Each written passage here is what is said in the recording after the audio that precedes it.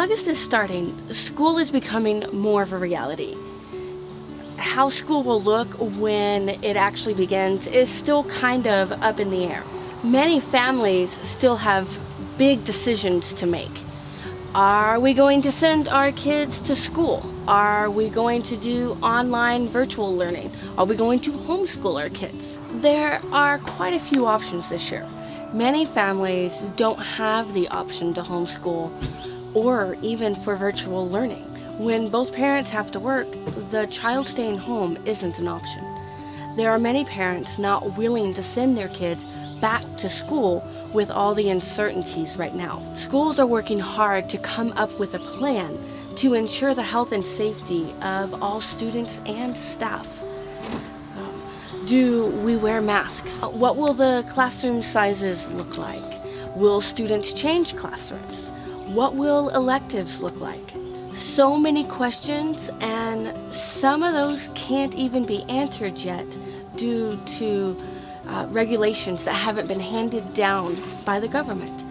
Lawmakers have not made the decisions as of yet. Teachers are being challenged quite a bit this year.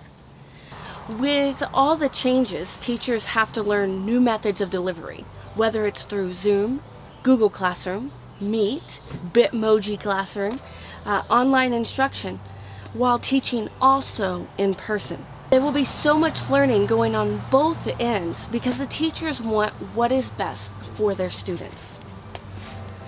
This isn't the first time students have been in this situation. There were a group of students who were removed from their home and sent to a government-supported private boarding school. There was no home leave, no vacations. The students were not allowed to speak with their parents.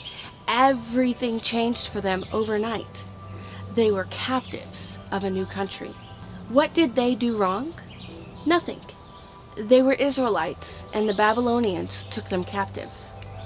Daniel, Shadrach, Meshach, and Abednego were among these captives, and they excelled at the new school.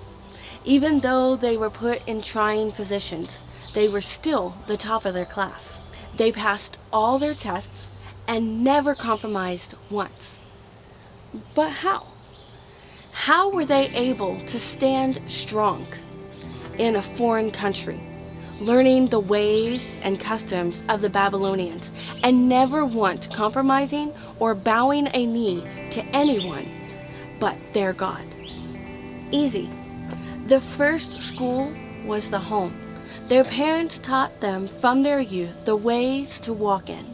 Their parents had an active role in their education.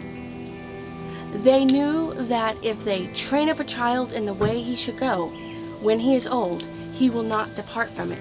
Proverbs 22:6.